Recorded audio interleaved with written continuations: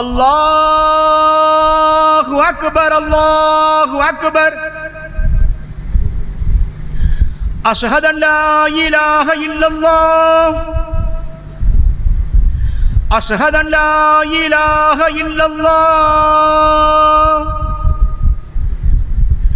أشهد أن محمد رسول الله أشهد أن محمد رسول الله حي على الصلاة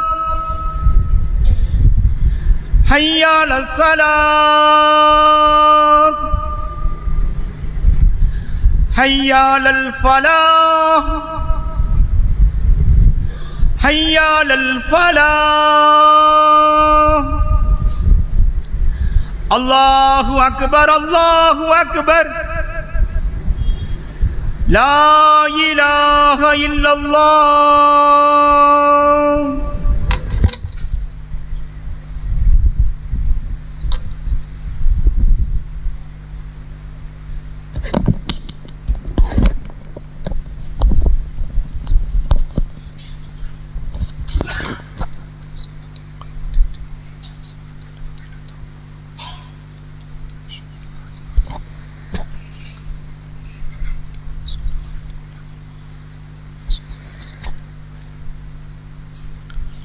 إن الحمد لله نحمده ونستعينه ونستغفره ونعوذ بالله من شرور أنفسنا ومن سيئات أعمالنا من يهده الله فلا مضل له ومن يضلله فلا هادي له وأشهد أن لا إله إلا الله وأشهد أن محمدا عبده ورسوله أما بعد فقد قال الله تعالى في القرآن العظيم والفرقان المجيد فأعوذ بالله من الشيطان الرجيم يا أيها الذين آمنوا اتقوا الله حق تقاته ولا تموتن إلا وأنتم مسلمون يا أيها الناس اتقوا ربكم الذي خلقكم من نفس واحدة وخلق منها زوجها وبث منهما رجالا كثيرا ونساء واتقوا الله الذي تساءلون به والأرحام إن الله كان عليكم رقيبا يا أيها الذين آمنوا اتقوا الله وقولوا قولا سديدا يصلح لكم أعمالكم ويغفر لكم ذنوبكم ومن يطع الله ورسوله فقد فاز فوزا عظيما. கண்ணியத்திற்கும் பெருமதிப்பிற்கும் உரிய எல்லாம் வல்ல அல்லாஹ்வின் நல்லடியார்களே, அல்லாஹுடைய பேரருளால் அந்த ஏக இறைவன் புனிதமாக ஆக்கியிருக்கக்கூடிய ஜும்மா தினத்தில் அவனை வணங்கி வழிபட வேண்டும் என்கிற உயர்ந்த சிந்தனையில் நாம் அனைவரும் இந்த சபையிலே ஒன்று திரண்டிருக்கிறோம். உங்களுக்கு மத்தியில் இந்த தருணத்தில் அன்னலாரின் வழிமுறையும் அபூர்வ துவாவின் வழிகேடும் என்கிற தலைப்பின் கீழ் சமுதாயத்தில் தலை தூக்கக்கூடிய மார்க்கத்தில் விரோதமான காரியங்களில் மிக முக்கியமான ஒரு வழிகட்ட சிந்தனையை, செயலை குறித்து இந்த தருணத்திலே நாம் அறிந்து கொள்ள கடமைப்பட்டு இருக்கிறோம். அபூர்வ துவாவின் வழிகேடு என்று சொன்னவுடன் பிரார்த்தனை வழிகேடாக மாறுமா, துவாக்கள் வழிகேடாக மாறுமா என்பதை சில மக்கள் எண்ணலாம். அதை வழிகேடு என்று சொல்வதே தவறு என்று கூட சிலர் புரிந்து கொண்டிருக்கலாம். ஒருபோதும் துவாவோ பிரார்த்தனையோ வழிகேடு என்று ஆகாது. திருமறை குர்ஆனிலே அல்லாஹ் சொல்கிறான், இதா சஅலக இபாதி அன்னி ஃபஇன்னி கரீப். என்னை பற்றி நபியே உம்மிடத்தில் என்னுடைய அடியார்கள் கேட்டால் நான் அருகில் இருக்கிறேன் என்று சொல்லுங்கள். உஜீபு தாவத்த தாயிதே இதா தாஆனி. அழைப்பவர்கள் என்னை அழைக்கட்டும், நான் அதற்கு பதிலளிக்கிறேன் என்று அல்லாஹ் சொல்கிறான். என்னையே நம்பட்டும், என்னிடமே அழைக்கட்டும், லஅல்லஹும் யர்ஷுதூன். அல்லாஹ்விடத்தில் துஆ செய்வதால் மட்டும்தான் அவர்கள் நேர்வழி அடைவார்கள் என்கிறான் அல்லாஹ். நேரடி எதிரான தலைப்பு. என்கிட்ட துஆ செய், அவன் நேர்வழி அடைவாங்கிறான் குர்ஆன்ல. அபூர்வ துஆ வழிகேடு அப்படின்னு தலைப்பு போட்டு நேர் எதிரான ஒரு பதத்தை உருவாக்குவதை போன்று இந்த தலைப்பு உங்களை ஆச்சரியப்படுத்தி இருக்கலாம். துஆ ஒருபோதும் வழிகேடு கிடையாது, அது நேர்வழி. அல்லாஹ்விடத்தில் ஒருவன் மன்றாடுகிறான் என்றால், பிரார்த்தனை செய்கிறான் என்றால், அவன் கட்டாயம் நேர்வழிக்குரிய பாதையில் மட்டும்தான் இருக்கிறான். நபி அவர்கள்ட்ட ஒரு நபித்தோழர் வந்து கேட்கிறார், அல்லாஹ்வுடைய தூதரே, அறியாமை காலத்தில் ஒரு மனிதர் மௌத்தாகி விட்டார். அந்த மக்காவில் வாழ்ந்த பிரபலியமான மனிதர்களில் ஒருவர். எந்த அளவிற்கு பிரபலியம்னா அபூபக்கரை போன்று ரலியல்லாஹு அன்ஹு. ஏன் அபூபக்கரை போன்று என்று சொல்கிறோம்னா, உறவை பேணியவர், ஏழை எளியவர்களுக்கு உணவளித்தவர், தன்னுடைய அண்டை வீட்டார்களுக்கு மதிப்பளித்தவர், பெற்றோர்களை பராமரித்தவர் என்று ஏராளமான நன்மைகளை செய்த அறியாமை காலத்தில் ஒருவர் மௌத்தாகிவிட்டார். அபூபக்கர் ரலியல்லாஹு அவர்களும் அறியாமை காலத்தில் அந்த காரியத்தை பண்ணவர் தானே. பல நபித்தோழர்களும் அதை செய்தவர்கள் தானே. அது போன்ற செயலில் ஈடுபட்ட ஒருவர் அறியாமை காலத்தில் மௌத்தாகி விட்டார் அப்படின்னு ரசூலுல்லாஹ் கிட்ட ஒரு நபித்தோழர் கேட்கிறார்.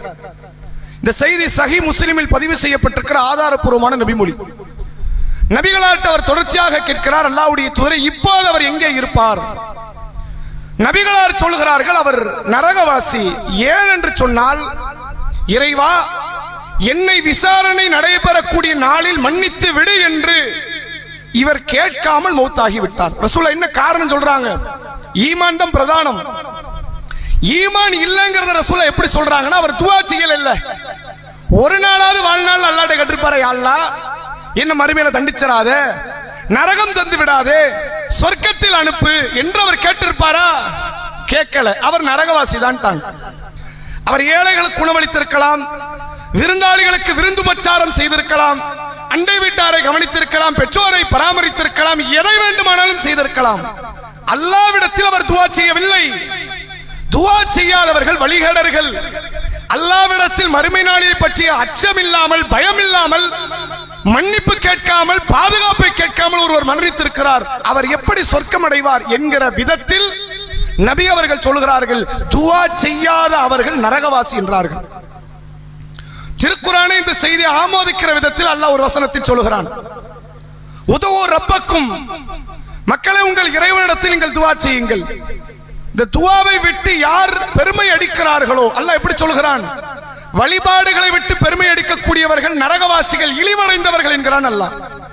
ஒருத்தன் நான் துஆவே பண்ண மாட்டேங்கிறான், நீங்க நான் அல்லாஹ்ட்ட கேட்கல மாட்டேன், எனக்கு போதுமான அளவுக்கு இருக்குது எல்லாம், நான் ஏன் கேட்கணும், அவனுக்கு தெரியாதா? அல்லாஹ்வா தரமாட்டானா? நான் துஆ செய்ய மாட்டேன் என்று ஒருவன் சொன்னான் என்றால் அவன் பெருமை அடிப்பவன். அவன் யார்? இந்த இஸ்லாமிய மார்க்கத்தில் மனிதர்களோடு பெருமை அடிப்பவன் அல்ல, அல்லாஹ்வோடு பெருமை அடிக்கிறான். மனிதர்களோடு பெருமை அடிப்பவனுக்கு நரகம் தான். அவன் தப்பிப்பான்னு நினைக்க கூடாது. மனிதர்களோடு பெருமை அடிப்பாங்கல்ல, நான் பெரிய பணக்காரன், நீ ஏழை, நான் படிச்சவன், நீ தற்குறி என்று பெருமை அடிப்பார்களே, இந்த பெருமைக்கு அல்ல நரகத்தை தருவான். இவன் யாரு கூட பெருமை அடிக்கிறான்? உன்கிட்ட கேட்கணும்னு அவசியமா? உன்கிட்ட கேட்பானா என்று ஒருவன் துஆ செய்யாமல் புறக்கணிப்பானே ஆனால் அவன் வழிகேடன், அவன் பெருமை அடிப்பவன், அவன் மறுமையில் நஷ்டவாளி என்கிற விதத்தில் துஆ செய்யாதவர்களுக்கு மட்டுமே குர்ஆன் ஹதீஸ் இவ்வளவு கண்டனங்களை தெரிவிக்கிறது. துஆ அவசியம். ஆனால் இந்த காயல்பட்டின நகரில் நடைபெறக்கூடிய துஆ என்பது மார்க்கம் சொன்ன துஆவுக்கு நேர் எதிரானது. அப்படி என்ன துஆ செய்கிறார்கள் என்று கேட்டால், ரஜபுடைய மாதம் வந்துவிட்டால் புகாரி மஜ்லிஸ் என்ற ஒன்றை உருவாக்குகிறார்கள். இது இன்று நேற்று உருவானது இல்லை என்று அவர்களே சொல்லுவார்கள். 100 ஆண்டுகள் பழமை பெற்ற ஒரு காரியம். குர்ஆன் ஷரீஃபுக்கு அடுத்தது எது என்றால் அது புகாரி ஷரீஃப். அதுல மாற்றமே கிடையாது. குர்ஆன் அல்லாஹ்வுடைய வேதம், ஹாஃபில்களால் 1400 ஆண்டுகளாக பாதுகாக்கப்படுகிற பரிசுத்த வேதம். நபிகளாருடைய பொன்மொழிகளில் எத்தனையோ பல கிதாபுகள் வந்திருக்கிறது. புகாரி, முஸ்லிம், அஹமது, இப்னு மாஜா, அபுதாவுத், தாரமி என்று பலரும் பல விதங்களில் வந்திருக்கிறது. அது அனைத்தையும் விட மிக மேன்மை பெற்ற ஒரு புத்தகம் என்றால் இமாம் புகாரி ரஹிமஹுல்லாஹ் எழுதிய சஹீஹ் புகாரி என்கிற புத்தகம். அந்த புகாரி ரஹிமகுல்லாவினுடைய காரியத்தை பறைசாற்றுகிறோம், புகழ்கிறோம் என்ற பெயரிலும் புகாரியில இடம்பெறக்கூடிய 7000 சொச்ச செய்திகளை ரஜபுடைய மாதத்தில் ஒவ்வொரு நாளும் காலை வேளையிலோ இரவு வேளையிலோ இருந்து அந்த ஹதீஸுகளை அரபியிலே படிக்கிறார்கள். குர்ஆனை வாசிக்க சொன்னாங்கல்ல ரசூலுல்லாஹ், இக்ரவுல் குர்ஆன் ஃபஇன்னஹு யாத்தி யௌமல் கியாமத்தி ஷஃபியன் லி அஸ்ஹாபிஹி, குர்ஆனை படியுங்கள், மறுமையில் அதை ஓதியவருக்கு பரிந்துரை செய்யும் என்றார்கள் நபி அவர்கள். குர்ஆனை ஓதினால் ஒரு எழுத்துக்கு 10 நன்மை வீதம், ஒவ்வொரு எழுத்திற்கும் இவ்வாறு நன்மைகள் வழங்கப்படும் என்றார்கள். தொடர்ச்சியாக சொன்னார்கள், அலிஃப் லாம் மீம் லா ஹர்ஃபுன், அலிஃப் லாம் மீம் என்பது ஒரு எழுத்து அல்ல, வலாக்கின் அலிஃபுன் ஹர்ஃபுன் வலாமுன் ஹர்ஃபுன் வ மீமுன் ஹர்ஃபுன், மாறாக அலிஃப் ஒரு எழுத்து, லாம் ஒரு எழுத்து, மீம் ஒரு எழுத்து, ஒவ்வொரு எழுத்துக்கும் 10 நன்மை வழங்கப்படும் என்று நபி அவர்கள் சொன்னார்கள். குர்ஆனுக்கு கொடுக்கப்பட்ட அந்த மாண்பை சஹீஹ் புகாரிக்கு கொடுக்கப்பட்டதை போன்று வாசிப்பார்கள். ஒரு மாத காலம் 7000 சொச்ச செய்திகளும் படித்து விடுவார்கள் அரபியில். படித்து முடித்து விட்டு அன்றைய இரவு பொழுதில் மகரிபுக்கு பிறகோ இஷாவுக்கு பிறகோ ஒவ்வொரு நாளும் ஏதாவது ஒரு செய்தியை வைத்து விளக்கம் தருவார்கள் மக்கள் மத்தியில், மார்க்க பிரச்சாரம்.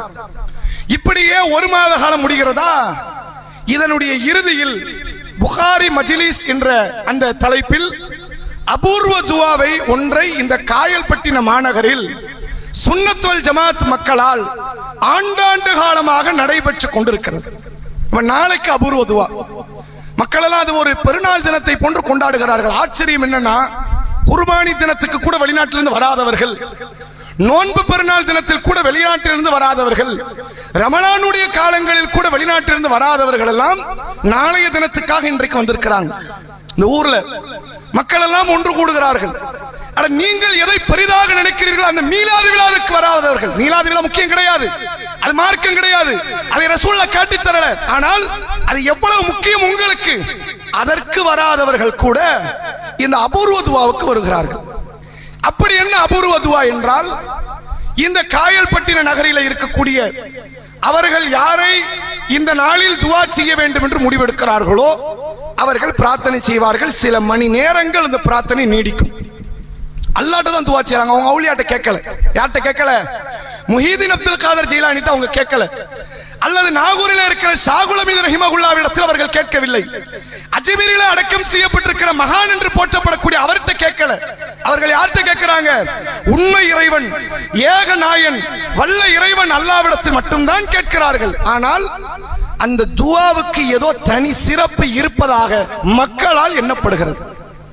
இந்த துஆவுக்கு எப்படி வராங்கன்னா, காயல்பட்டினத்தில் உள்ள மக்கள் வெளிநாட்டிலிருந்து வர்றது மட்டும் இல்ல, வேறு வேறு ஊருக்காரர்கள் வண்டி பிடிச்சு வருவாங்க. கேரளால இருந்து ஒரு குரூப் ஒரு நாளைக்கு, வேறு வேறு மாவட்டத்திலிருந்து, ஊர்களில் இருந்து, வேறு மாநிலங்களில் இருந்து மக்கள் இந்த பிரார்த்தனையை தேடி வருவார்கள். இது இஸ்லாமிய வழிமுறையா? இத கேள்வி. கூட்டு துஆ கூடுமா கூடாதா அது ரெண்டாவது வச்சுக்கோ. இப்படி ஒரு பிரார்த்தனைக்கு ஒரு அபூர்வம் இருக்கிறது என்று மக்கள் எண்ணுகிறார்களே, இது இஸ்லாமிய வழிமுறையா என்று கேட்டால் கிடையாது. ஏன் கிடையாது? ரசூலுல்லாஹ் திட்டவட்டமா சொல்லிட்டாங்க, நன்மையை தேடி ஒரு ஆலயத்தில் ஒரு அமலில் நீங்கள் படை திரளுவதாக இருந்தால் உலகத்தில் 3 ஆலயத்திற்கு செல்லணும். நாங்க ரசூலுல்லாஹ் சொல்றாங்க, மஸ்ஜிதுல் ஹரம், நீங்க ஹஜ் உம்ரா பண்ணனும் அங்க போகலன்னா நடக்காது, ஹரமுக்கு போங்கங்கறாங்க ரசூலுல்லாஹ். அது ஏனைய பள்ளியை விட பல்லாயிரக்கணக்கான லட்சக்கணக்கான நன்மைகளை பெற்று தரக்கூடியது அந்த பள்ளி. இரண்டாவது எது? நபி அவர்கள் கட்டி எழுப்பிய மதீனா நகரத்திலே முதன்மை பள்ளியாக இருக்கிற மதீனத்து பள்ளிவாசல், மஸ்ஜிது நபவி என்கிற அந்த பள்ளிவாசல் உலகத்தில் நீங்கள் ஏனைய பள்ளிகள் தொழுவதை விட, அமல் புரிவதை விட 1000 மடங்கு சிறப்பு வாய்ந்தது அந்த பள்ளி. ரசூலுல்லாஹ் மூன்றாவதா ஒரு பள்ளி சொல்றாங்க. அது எது தெரியுமா? பாலஸ்தீன மக்களுக்கு சொந்தமான, பாலஸ்தீனத்திலே இடம்பெற்றிருக்கக்கூடிய அந்த காசா பகுதியில் இருக்கக்கூடிய அந்த பைத்துல் மக்திஸ் என்ற பள்ளிவாசல். இது நபி அவர்கள் சொல்கிறார்கள், உலகத்தில் ஏனைய பள்ளியில் தொழுவதை விட 500 மடங்கு சிறப்பு வாய்ந்த நன்மைகளை பெற்று தரும் என்றார்கள் நபி அவர்கள். மஸ்ஜித் ஹரமுக்கு போங்க, மஸ்ஜித் நபவிக்கு போங்க, பைத்துல் மக்திஸுக்கு போங்க. எதுக்கு போங்க? மற்ற பள்ளியில் தொழுவதை விட கூடுதல் நன்மை அங்க இருக்குது என்ற எதிர்பார்ப்போடு படை திரட்டி கொண்டு போங்க, எல்லாம் மொத்தமா போங்க, அமல் செய்ய போங்க, அல்லாஹ்வுடைய அருளை நன்மையை அதிகப்படுத்தி கொள்வதற்கு போங்க என்று நபி அவர்கள் சொல்லி, இந்த 3ஐ தவிர எதுவுமே புனித பயணங்கள் மேற்கொள்ளப்படக்கூடிய பள்ளி எதுவுமே கிடையாதுன்னு ரசூலுல்லாஹ். அப்ப எப்படி காயல் பண்ண பள்ளி வரும்? காயல் பண்டத்தில் இருக்கிற அபூர்வ துவா எப்படி வரும்? அது மார்க்கத்துக்கு விரோதம் தானே. ரசூலுல்லாஹ் சொல்றாங்க நீங்கள் நன்மையை தாடி பயணிப்பதாக அந்த 3 பலிக்கு வாங்க. இல்ல, 4வதா ஒண்ணு இருக்குது, அதுதான் புகாரி மஜ்லிஸ், அதுதான் அபூர்வ துவா என்று மக்களே நீங்கள் இந்த சபையை நோக்கி வருவீர்களே, ஆனால் இது மார்க்கத்துக்கு உட்பட்ட காரியம் தானா? இதை நீங்கள் புரிந்து கொள்ளணும். ஒரு காரியத்திற்கு அபூர்வம் சேர்க்கிறோம் நீங்கள, நம்ம சேர்க்க கூடாது. யாரு சேர்க்கணும்? அல்லாஹ் சொல்லணும், அல்லாஹ்வுடைய ரசூல் சொல்லணும். அவங்க சொல்லலைன்னா நாம சொல்லக்கூடாது. உதாரணத்துக்கு பாருங்க, மாதம் 12 அப்படிதானே? 12 மாதத்தை 4 மாதம் புனித மாதம் நாங்க ரசூலுல்லாஹ் 4 மாதங்கள் புனித மாதம். எதெல்லாம்? துல்காதா, துல்ஹஜ்ஜி, முஹர்ரம், இது 3 ஒண்ணா வரும். ரஜப் 4 மாதம் என்னது? புனித மாதங்கள். ரசூலுல்லாஹ் அதே மாதிரி ஒரு முறை ஹஜ்ஜத்துல் விதாவிலே மக்களுக்கு உரை நிகழ்த்தும் போது சொல்கிறார்கள், இந்த நகரம் எப்படிப்பட்டது, இந்த நாள் எப்படிப்பட்டது, இந்த இடம் எப்படிப்பட்டது, இந்த மாதம் எப்படிப்பட்டது என்று கேட்டுவிட்டு நபி அவர்கள் சொன்னார்கள், இன்ன திமாஅக்கும் வ அம்வாலக்கும் வ ஆராதக்கும் ஹராமுன் க ஹுர்மத்தி யௌமிக்கும் ஹாதா ஃபீ பலதிக்கும் ஹாதா ஃபீ ஷஹரிக்கும் ஹாதா. இந்த நாள் எவ்வளவு புனிதமோ நகருடைய நாள், இந்த மாதம் எவ்வளவு புனிதமோ துல்ஹஜ் மாதம், இந்த நகரம் எவ்வளவு புனிதமோ மக்கமா நகரம், அந்த நகரத்திற்கு நிகராக, அந்த மாதத்துக்கு நிகராக, அந்த நாளுக்கு நிகராக உங்களுடைய உயிர், உங்கள் பொருளாதாரம், உங்கள் மானம் புனிதம் என்றார்கள் நபி அவர்கள். ஒரு காரியத்துக்கு புனிதம் சேர்க்கிறதா நாம சேர்க்க கூடாது. அல்லாஹ் ரசூல் சொல்லணும். வெள்ளிக்கிழமை சிறந்த நாள்ல நம்மள சொன்னோம், ரசூலுல்லாஹ் சொன்னாங்க. ஏன் இந்த நாள் சிறந்த நாள்? ஆதம் நபி படைக்கப்பட்டார்கள், சூனத்தில் அனுப்பப்பட்டார்கள், சூனத்திலிருந்து வெளியேற்றப்பட்டார்கள். இந்த உலகம் அழிக்கப்படுவது வெள்ளிக்கிழமை. எனவே நாட்களில் சிறந்தது, கிழமைகளில் சிறந்தது வெள்ளிக்கிழமை என்றார்கள். ஒரு காரியத்திற்கு புனிதம் என்று சொல்வதாக இருந்தால் அல்லாஹ் சொல்லணும், அல்லாஹ்வுடைய ரசூல் சொல்லணும். அல்லாஹ்வும் சொல்லல, அல்லாஹ்வுடைய ரசூலும் சொல்லல. ஒன்றை நாம் புனிதம் என்று நினைத்தால் அது வழிகேடு. அதுக்கு என்ன ஆதாரம்? ரசூலுல்லாஹ் தபுக் யுத்தத்துக்கு போறாங்க. ரசூலுல்லாஹ் கலந்து கொண்ட மிகப்பெரிய யுத்தங்களில் இறுதி யுத்தம் தபுக் யுத்தம். ஹிஜ்ரி 10 நடைபெறுகிறது. ரசூலுல்லாஹ் அந்த யுத்தத்துக்கு முன்னாடி சொல்லிட்டாங்க, இப்ப நம்ம போறது எங்க? தபுக். தொலைதூர பயணம், மாச கணக்கில் போறோம், எல்லாரும் ரெடி ஆயிக்கங்கன்னு சொல்லி ஏராளமான பல்லாயிரக்கணக்கான நபித்தோழர்களை திரட்டி கொண்டு ரசூலுல்லாஹ் அந்த போர்க்களத்துக்கு போறாங்க. இந்த போர்க்களத்தில் கலந்து கொண்டவர்கள் நபித்தோழர்கள் 2 சாரார். ஒரு சாரார் ரசூலுல்லாஹ்வோடு பல ஆண்டுகள் இஸ்லாத்தில் பயணித்து நன்மை எது தீமை என்று விளங்கி, கொள்கை எது என்பதை விளங்கி வாழக்கூடிய சாராரும் இருக்கிறார்கள். இன்னைக்கு நேத்துக்கு இஸ்லாத்தை ஏத்துக்கிட்ட அடிப்படை கூட அறிந்து கொள்ளாத நபித்தோழரும் இருக்கிறார்கள். புதுசா வர்றவங்களுக்கு தெரியாது இல்ல.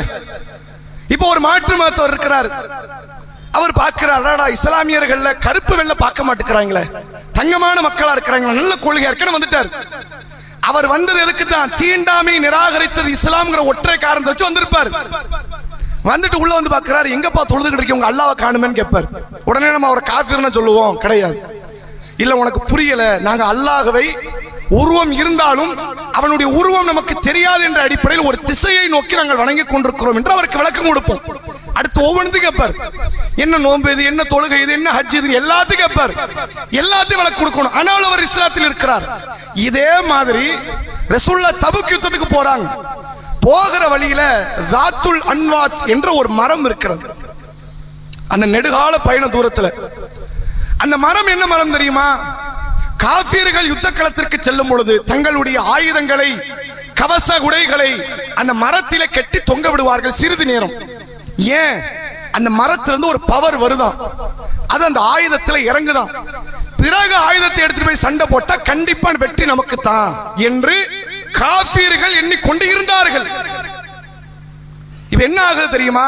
புதுசா இஸ்லாத்துக்கு வந்துட்டாங்கல்ல, அவங்க கேட்கிறாங்க நபி இடத்துல, அல்லாஹ்வுடைய தூதரே, அவர்களுக்கு ஒரு தாத்துல் அன்வாத் இருப்பதை போன்று எங்களுக்கு ஒரு தாத்துல் அன்வாத்தை ஏற்பாடு பண்ணி தரலாமேன்னு கேட்கிறாங்க.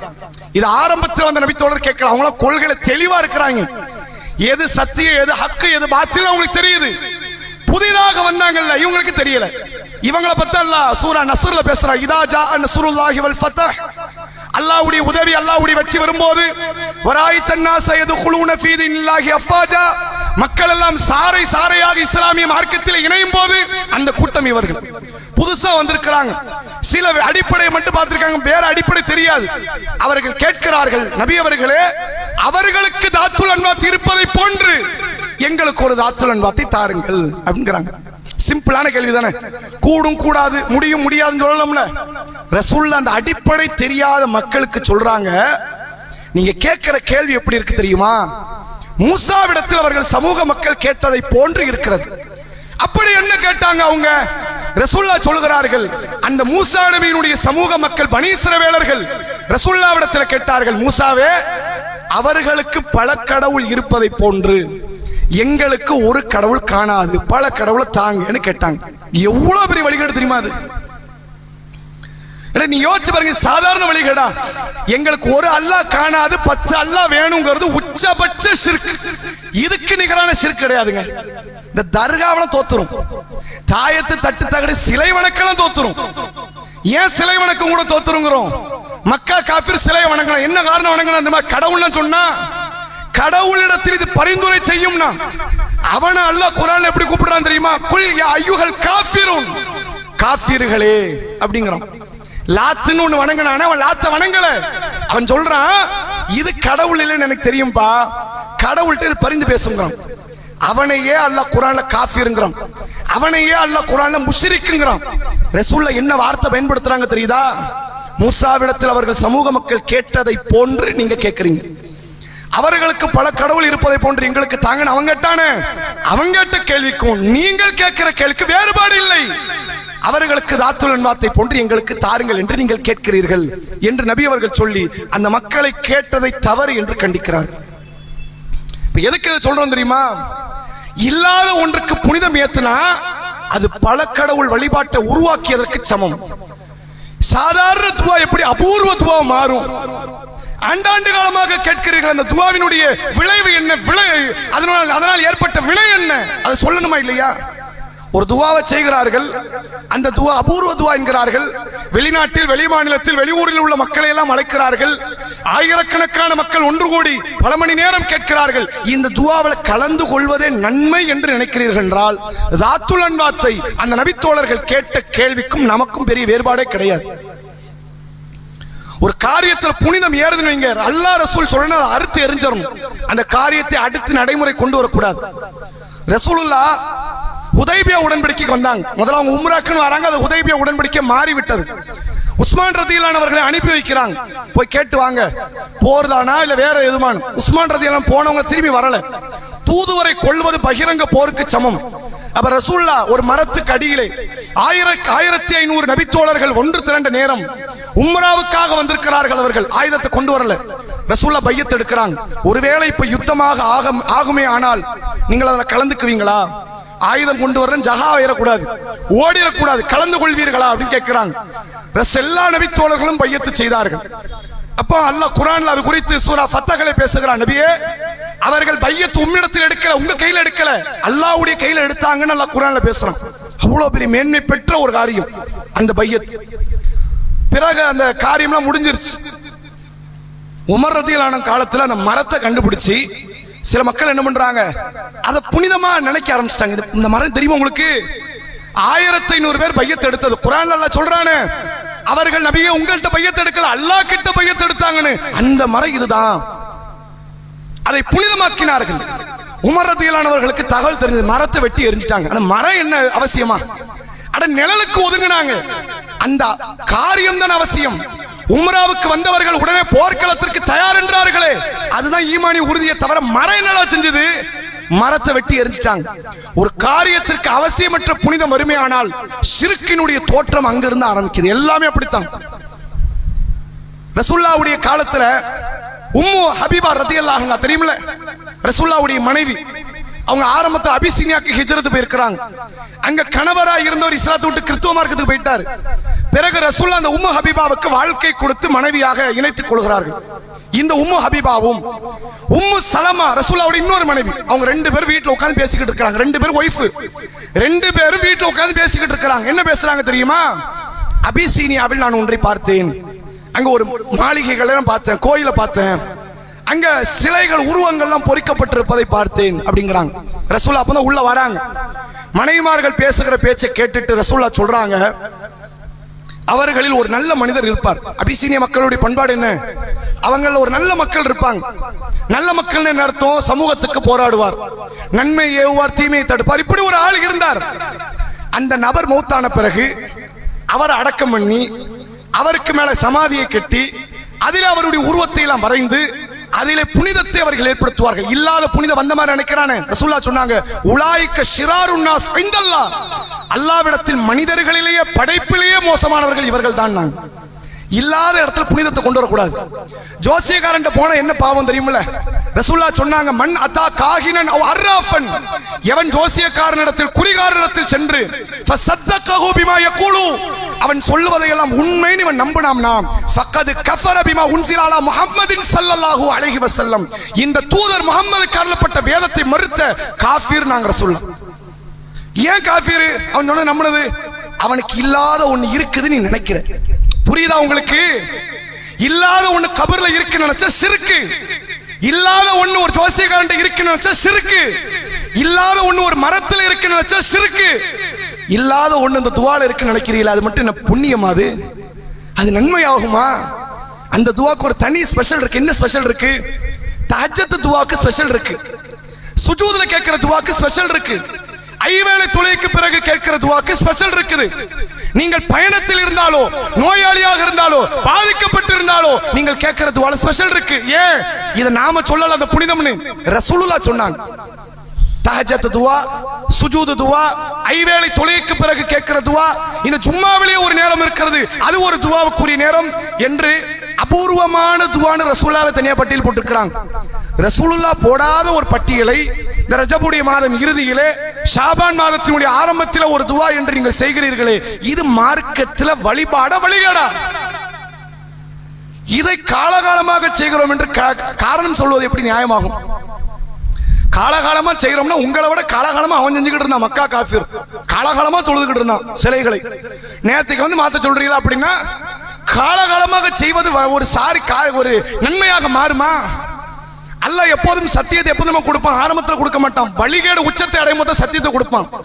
எல்லாரும் இந்த வாதத்தை வச்சா காலகாலமா செய்யறோம், காலகாலமா செய்யறோம், காலகாலமா செஞ்சா அது அசத்தியமா இருக்காதா? சத்தியமா தான் இருக்கணுமா? ஒரு கால மக்கள் மத்தியிலே வளமையாக இருந்தாலும் சத்தியமாகத்தான் இருக்கணுமா? இஸ்லாம் இந்த பூமிக்கு காலகாலமா இல்லை, தெரியுமா இல்லையா?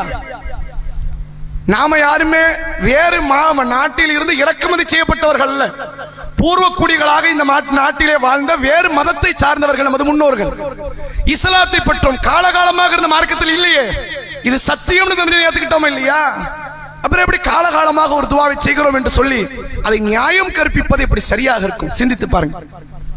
ஒரு அடிப்படை தெரிந்து கொள்ளுங்கள். இஸ்லாத்தை பொறுத்தவரை இல்லாத ஒரு புனிதத்தை உள்ள கொடுக்காதீங்க. பள்ளிக்குள் ஒரு புனிதம் இருக்கு, அப்படிதானே? என்ன புனிதம்? பள்ளிக்குள்ள ஹராமான பேச்சுக்கள் கூடாது, ஹராமான செயல்கள் கூடாது.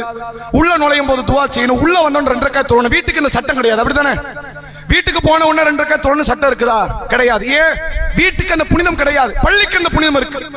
எதுக்கு அந்த புனிதம் இருக்கிறதோ அந்த புனிதத்தை பேணிக் கொள்ளுங்கள். இல்லாத ஒரு காரியத்தில் நீங்கள் புனிதத்தை உள்ளே சொருகுவீர்களே ஆனால், இணைப்பீர்களே ஆனால், அது ஆகப்பெரிய வழிகேடு.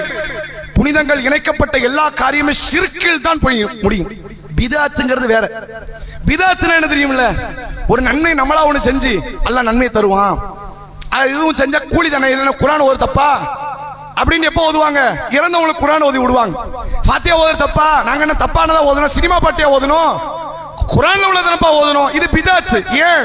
ரசூலுல்லாஹ் செய்யாத ஒரு காரியத்தை செஞ்சு அல்லாஹ் கிட்ட மறுமையில் நன்மை கிடைக்கணும், பிதாத். ஆனால் ஒரு காரியத்தை நபி செய்யாத ஒன்று செய்து அல்லாஹ்வுடைய அருள் வளம் இறங்குது நினைக்கிறீல்ல, இது ஷிர்க். உங்களை எங்க அழைச்சிட்டு போகுது? இணை வைப்பை நோக்கி. அல்லாஹ் திருக்குர்ஆனிலே சொல்கிறான், இன்னல்லாஹ லா யக்ஃபிரு அய்யுஷ்ரக பிஹி, தனக்கு இணை கற்பிக்கப்படுவதை அல்லாஹ் ஒருபோதும் மன்னிக்க மாட்டான். வ யக்ஃபிரு மா தூன தாலிக லிமன் யஷா, அதற்கு கீழ் நிலையில் உள்ள பாவத்தை தான் நாடியவருக்கு அல்லாஹ் மன்னிப்பான். இவ்வளவு பயங்கரமான ஒரு காரியத்தை ஆண்டாண்டு காலமாக நாங்கள் செய்கிறோம் என்று ஆதாரம் பிடிப்பது எப்படி சரியாகும்? இப்போ சொல்றோம், அல்லாஹ்ட்ட கேளுங்க, சதா கேளுங்க. இப்படி ஒரு மேடையை போட்டு ஒருவர் கேட்க மற்றவரால மற்றவரெல்லாம் சேர்ந்து கேட்க அதற்கு ஆமீன் சொல்ல உடனே அல்லாஹ்வுடைய அருள் வளம் இறங்கும் என்ற ஒரு நம்பிக்கை இருக்கிறது. இது வழிகேடு என்பதை நீங்கள் ஒரு காலம் மறந்து விடாதீர்கள். அல்லாஹ் ரப்புல் ஆலமீன் நம் அனைவரையும் இத்தகைய வழிகட்ட சிந்தனையிலிருந்து பாதுகாப்பானாக. வாஹிரு தஅவானா அல்ஹம்துலில்லாஹி ரப்பில் ஆலமீன். அஸ்ஸலாமு அலைக்கும் வரஹ்மத்துல்லாஹி வபரகாத்துஹு.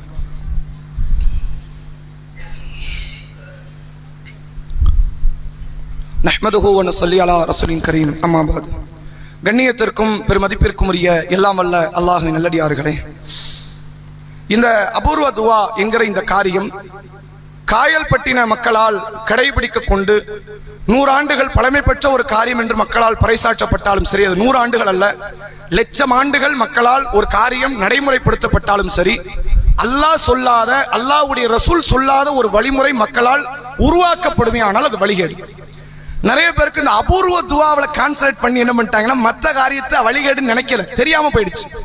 எதெல்லாம் வழிகேடு தெரியுமா? தப்லீக் ஜமாத் சகோதரர்கள் சிலர் இருக்கிறாங்க, அங்க போறவங்களும் உண்டு, அதை நிராகரிக்கிறவங்கள தப்பு பாய் போக கூடாது, அபூர்வ துவா தப்பு போகவே கூடாதும்பாங்க. யாரு?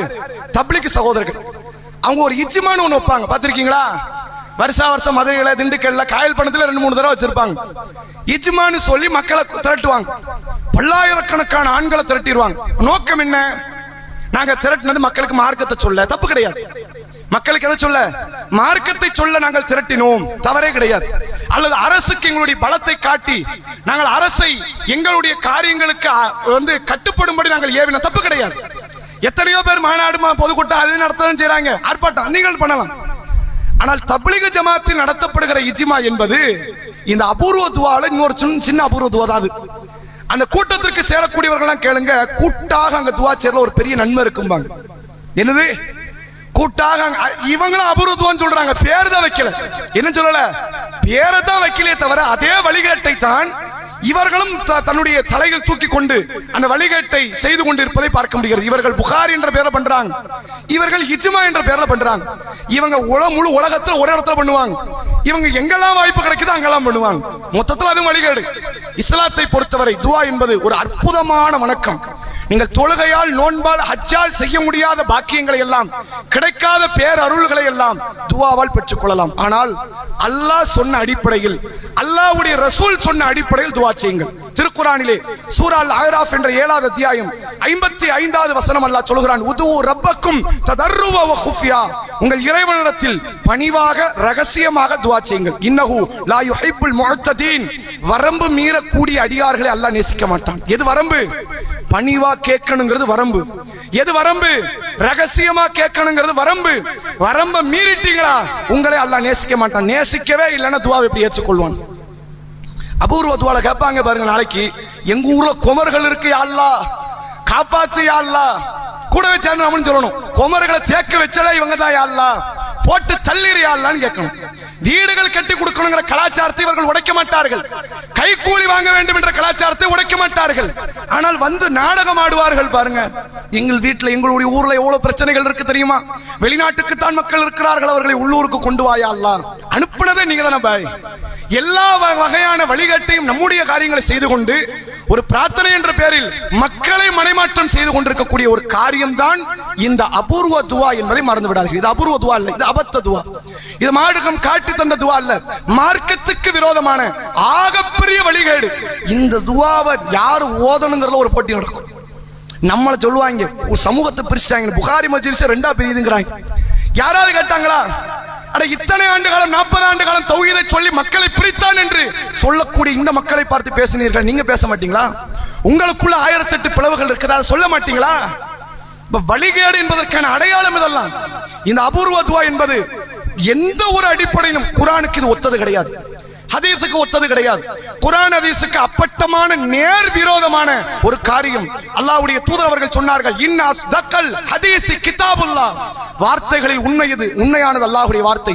வ அஹ்ஸனல் ஹதி ஹதி முஹம்மத் ஸல்லல்லாஹு அலைஹி வஸல்லம், காரியங்களில் மிக நல்லது அல்லாஹ்வுடைய தூதரின் காரியங்கள். وشر الأمور محدثاتها وكل محدثة بدعة وكل بدعة ضلالة وكل ضلالة في النار. காரியங்களில் கெட்டது புதுமை, ஒவ்வொரு புதுமை பிதாத், ஒவ்வொரு பிதாத்தும் வழிகேடு, ஒவ்வொரு வழிகேடும் உங்களை நரகத்தில் கொண்டு போய் சேர்க்கும் என்றார்கள். இது பிதாத்தை தாண்டி ஒரு பாவம், ஒரு படி வழிகேட்டில் கூடியது உயர்ந்தது என்பதை இந்த மக்கள் விளங்கிக் கொள்ள வேண்டும். இந்த காரியத்திலிருந்து விலகிக் கொள்ளுங்கள். முழுமையாக அல்லாஹ்விடத்தில் மன்றாடுங்கள், கேளுங்கள். உங்களுடைய பிரார்த்தனை அல்லாஹ் ரப்பல் ஆலமீன் எப்போதும் கேட்பான். எந்த அளவிற்கு என்றால் திருக்குர்ஆனில் அல்லாஹ் சொல்கிறான், யா இபாதி அல்லதீன அஸ்ரஃபு அலா அன்ஃபுசிக்கும், பாவம் செய்த என்னடியார்களே, லா தக்னத்து மின் ரஹ்மத்தில்லாஹ், அல்லாஹ்வுடைய அருளில் நீங்கள் ஒருபோதும் நம்பிக்கை இழந்து விடாதீர்கள். அல்லாஹ் உங்கள் அனைத்து பாவத்தை மன்னிப்பான். நீ என்னனால் பண்ணியிருந்தாலும் சரி, இப்ப திருந்தறையா அல்லாஹ் கண்ணீர் வடி, கையை தூக்கு, நான் மன்னிக்கிறேன்டாங்கிறான். ரப்பு எங்க இருந்தாலும் கேட்க ரெடியா இருக்கிறான். இங்க வந்தால் இந்த சபைக்குத்தான் தனி புனிதம் என்று எண்ணிக்கொண்டு மக்கள் மார்க்கத்திற்கு விரோதமாக சென்று அல்லாஹ்வுடைய கடும் தண்டனைக்கும் கோபத்திற்கும் நாம் ஆளாகிவிடக் கூடாது என்பதை இந்த நேரத்தினுடைய தகவலாக சொல்லிக் கொள்கிறேன். சிறிய அறிவிப்போடு நிறைவு செய்கிறோம். நம்முடைய ஊர்களில் மாட்டினால், அந்த சாலைகளிலே மாடுகள் அலைவதனால் ஏற்படக்கூடிய தொந்தரவுகள், தெருநாய்க்களால் ஏற்படக்கூடிய தொந்தரவுகள், இது நாளுக்கு நாள் அதிகரித்துக் கொண்டே வருகிறது. அப்ப இது குறித்து நாம சம்பந்தப்பட்ட அந்த நிர்வாக துறைகளுக்கும், அதாவது அரசு துறைகளுக்கும் காவல்துறை அதிகாரிகளுக்கும் இது சம்பந்தமான ஒரு கம்ப்ளைண்ட்டை கொடுக்க நாம இருக்கிறோம். இப்போ ஜும்மாவுக்கு பிறகு மாலையிலும் நம்ம கொடுக்க போறோம். அதுல சகோதரர்கள் நீங்கள் பங்கெடுத்துக் கொள்ளுங்கள் என்பதை கேட்டுக்கொள்கிறோம். நாளை மறுநாள் இன்ஷா அல்லாஹ் ஏரலில் வைத்து கல்வி வழிகாட்டி நிகழ்ச்சி நடைபெற இருக்கிறது. 10ஆம் வகுப்பு மற்றும் 12ஆம் வகுப்பு பொதுத் தேர்வை முடிக்கக்கூடிய மாணவர்கள் அடுத்து என்ன படிக்கலாம், எங்கு படிக்கலாம், அவர்களுக்கு விருப்பத்திற்குரிய ஒரு காரியம் எது சிறந்த ஒரு துறையாக அமையும் என்பதை ஒரு வழிகாட்டி நிகழ்ச்சியாக நடைபெற இருக்கிறது. அதிலும் விருப்பம் இருக்கக்கூடிய சகோதரர்கள் கலந்து கொள்ளுங்கள் என்பதை கேட்டுக்கொள்கிறோம். இன்ஷா அல்லாஹ் வரக்கூடிய ஞாயிற்றுக்கிழமை மகரிப் தொழுகையை தொடர்ந்து 6ஆம் மண்ணையில் வைத்து மாபெரும் மார்க்க விளக்க கொங்கராயங்குறிச்சியில் வைத்து மாபெரும் மார்க்க விளக்க பொதுக்கூட்டம் நடைபெற இருக்கிறது. அதிலும் வாகன வசதிகளை ஏற்பாடு செய்கிறோம். விருப்பமுள்ள சகோதரர்கள் சகோதரிகள் இதில் கலந்து கொள்ளுங்கள். அஸ்ஸலாமு அலைக்கும் வரஹ்மத்துல்லாஹி வபரகாத்துஹு.